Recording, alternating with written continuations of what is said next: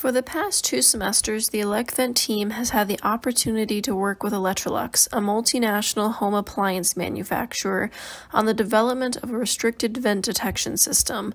The team was comprised of 5 members: Taylor Vela, Julio Blanco, Israel Barrios Diaz, Michael Corelli, Brianna Plaster, and Joseph Harding.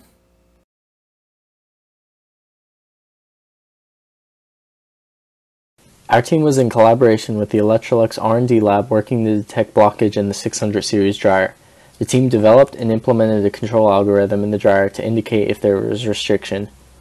We are using both existing temperature sensors and are recommending the use of a pressure sensor to help pinpoint the location of the blockage. The sensors and algorithm need to be robust and carry on efficiently through the conditions and elements of the dryer. Ultimately, we have answered our research question of what is an accurate way to determine blockage and blockage location.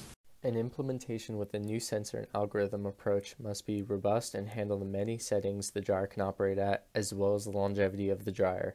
The sensor ideally would be able to detect where the blockage is coming from. Sensor utilization must be possible with the current dryer, and failure of the sensor will be independent and not affect performance. Our sensor will hold a 20% tolerance to error. For the design, the dryer begins collecting data through NTC2 from 60 to 100 seconds. If the average is higher than 100 degrees Celsius, then an LED is triggered signaling a blockage. The pressure sensor will determine location if the average is greater than 0.4 WC. If this pattern is repeated for 5 consecutive runs, then there is a blockage. For the design, the dryer begins collecting data through NTC2 from 60 to 100 seconds. If the average is higher than 100 degrees Celsius, then an LED is triggered signaling a blockage. The pressure sensor will determine location if the average is greater than 0.4 WC. If this pattern is repeated for 5 consecutive runs, then there is a blockage. Using testing, the team found data trends that led to an algorithm. To eliminate variability within different load sizes and cycle types, we sampled the inlet temperature and exit pressure from 60 to 100 seconds.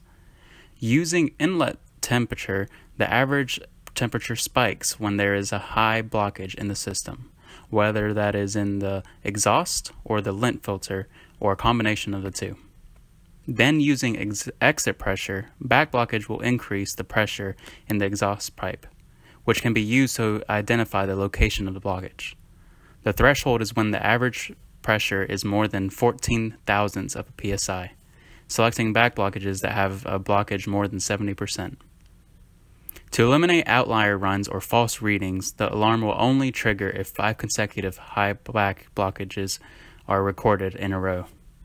For planned implementation, the team utilized an Arduino Uno and designed a code using the algorithm discussed in the design section.